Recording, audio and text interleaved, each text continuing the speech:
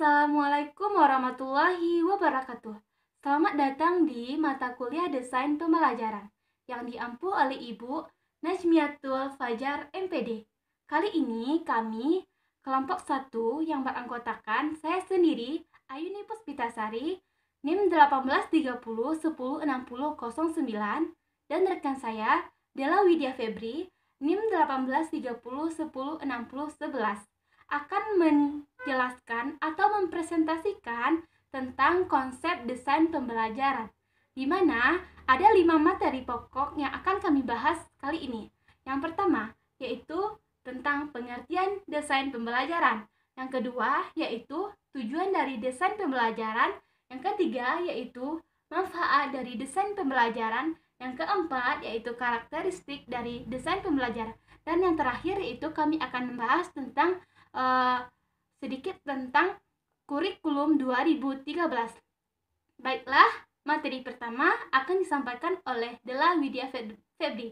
Kepada Della, dipersilahkan. Halo teman-teman, perkenalkan nama saya Della Widya Febri dari kelas 5A.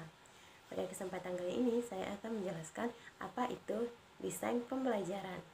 Desain adalah kerangka, bentuk, atau rancangan, sedangkan pembelajaran adalah cara, proses menjadikan seseorang untuk bisa belajar.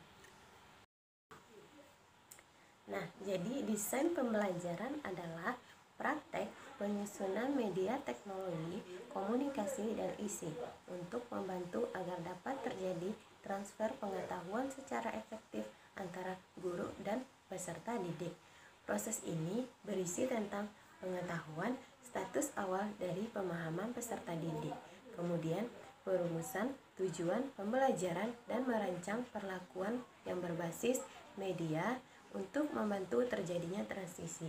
Idealnya, proses ini berdasar pada informasi dari teori belajar yang sudah teruji secara pedagogis dan dapat terjadi hanya pada siswa, dipandu oleh guru, atau dalam latar berbasis komunitas. Selanjutnya yaitu tujuan dari desain pembelajaran. Tujuan dari desain pembelajaran ini yaitu mencapai solusi terbaik dalam memecahkan permasalahan dalam pembelajaran dengan memanfaatkan informasi-informasi yang telah tersedia, seperti informasi evaluasi dari pembelajaran, dan untuk membuat pembelajaran lebih efektif, efisien, dan mudah dimengerti oleh para siswa. Dengan dibentuklah atau dibuatlah suatu desain dalam pembelajaran untuk meningkatkan mutu dan pemahaman dalam proses belajar mengajar oleh siswa. Selanjutnya, adapun fungsi dari desain pembelajaran ini yaitu untuk meningkatkan kemampuan peserta didik.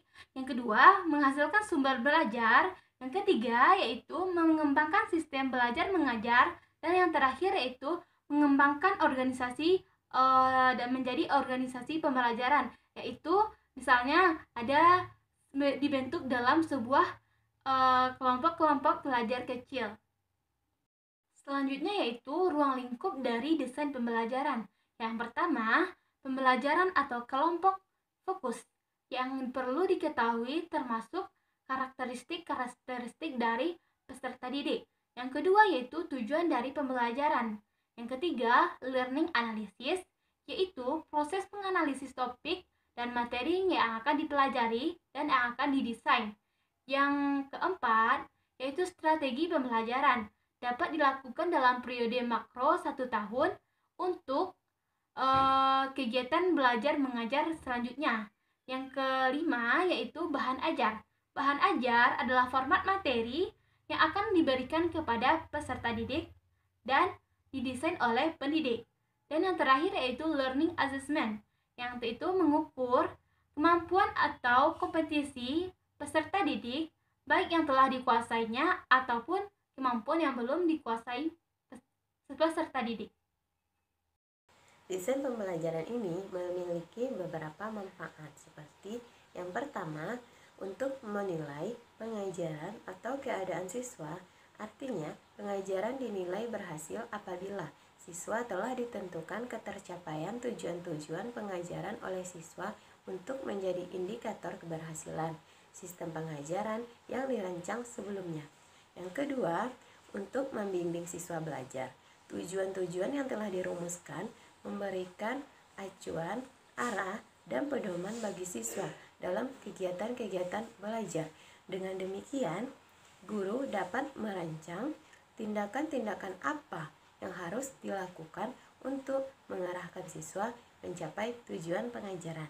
Yang ketiga, sebagai kriteria untuk merancang pelajaran, merupakan dasar memilih dan menetapkan materi pelajaran, baik ruang lingkupnya, menentukan kegiatan-kegiatan yang perlu dilakukan untuk mencapai tujuan, memilih alat sumber, serta untuk merancang prosedur penilaian. Yang keempat, menjadi media untuk berkomunikasi dengan rekan-rekan guru lainnya. Berdasarkan tujuan-tujuan pengajaran yang telah ditetapkan, maka seorang guru dapat melakukan komunikasi dengan rekan sekerjanya tentang apa yang hendak dicapai dalam tujuan pembelajaran. Selanjutnya yaitu karakteristik dari desain pembelajaran. Desain pembelajaran memiliki karakteristik yang harus diperhatikan oleh pendidik sebagai desainer pembelajaran agar pesan yang disampaikan tersebut dapat dengan mudah diterima dan dipahami oleh peserta didiknya. Yaitu yang pertama, berorientasi pada peserta didik. Yaitu desain pembelajaran memang mengacu pada peserta didik. Setiap individu peserta didik dipertimbangkan memiliki kekhasannya masing-masing, di mana setiap peserta didik berbeda satu sama lain karena karakteristik umum, sifat internal peserta didik yang mempengaruhi penyampaian materi seperti kemampuan membaca, jenjang pendidikan, usia maupun latar belakang sosial. Yang kedua yaitu kemampuan dan prasyarat atau kemampuan awal, di mana kemampuan dasar yang harus dimiliki oleh semua peserta didik yang akan mempelajari kemampuan baru. Jika kurang, kemampuan awal inilah yang sebenarnya menjadi rantai penguasaan isi materi dan menjadi penghambat proses pembelajaran. Yang selanjutnya yaitu gaya belajar. Merupakan berbagai aspek psikologis yang berdampak terhadap penguasaan kemampuan atau kompetensi, cara mempersepsikan sesuatu hal, motivasi, kepercayaan diri, dan tipe-tipe belajar dari peserta didik yang berbeda-beda. Selain berorientasi kepada peserta didik, desain pembelajaran juga memiliki karakteristik yaitu alur berpikir sistematis atau sistematik, yaitu konsep sistem dan pendekatan sistem diterapkan secara optimal dalam desain pembelajaran sebagai kerangka berpikir sebagai rangkaian komponen dengan masing-masing fungsi yang berbeda, bekerja sama dengan berkoordinasi dalam melaksanakan suatu tujuan yang telah dirumuskan. Selain itu, karakteristik yang terakhir dari desain pembelajaran yaitu empiris dan berulang. Setiap model desain pembelajaran bersifat empiris. Model apapun yang diajukan oleh pakar telah melalui hasil kajian teori serta serangkaian uji coba yang mereka lakukan sendiri sebelum dipublikasikan pada pelaksanaannya. Penggunaan dapat menerapkan dan memperbaiki setiap tahap berulang kali sesuai dengan masukan demi efektivitas dalam pembelajaran. Kurikulum 2013 adalah sebuah kurikulum yang terintegrasi. Kurikulum 2013 lebih ditekankan pada pendidikan karakter, terutama pada tingkat dasar yang akan menjadi fondasi bagi tingkat berikutnya. Melalui pengembangan kurikulum 2013 yang berbasis karakter dan kompetensi, kita berharap bangsa ini menjadi bangsa yang bermartabat dan masyarakatnya memiliki nilai tambah dan nilai jual yang bisa ditawarkan kepada orang lain di dunia, sehingga kita bisa bersaing, bersanding, bahkan bertanding dengan bangsa-bangsa lain dalam pencaturan global. Kurikulum 2013 bertujuan untuk meningkatkan mutu, proses dan hasil pendidikan yang mengarah pada budi pekerti dan akhlak mulia peserta didik secara utuh, terpadu dan seimbang sesuai dengan kompetisi lulusan di jenjang pendidikan baik SMA, SD, SMP maupun perguruan tinggi, di mana melalui implementasi dari kurikulum 2013. Kurikulum 2013 ini mempunyai 4 kompetensi inti, yang mana terdapat pada Permendikbud nomor 69 tahun 2013, yaitu terdapat KI 1 yang berbunyi kompetensi ini bersikap yaitu berkaitan tentang sikap spiritual, KI 2 itu sikap sosial, KI 3 itu tentang pengetahuan, dan KI 4 tentang keterampilan. Kurikulum 2013 ini tidak hanya menekan pada penguasaan kompetensi siswa, tetapi juga membentuk karakter sesuai dengan kompetensi inti yang pertama yang telah ditentukan oleh Kemendikbud.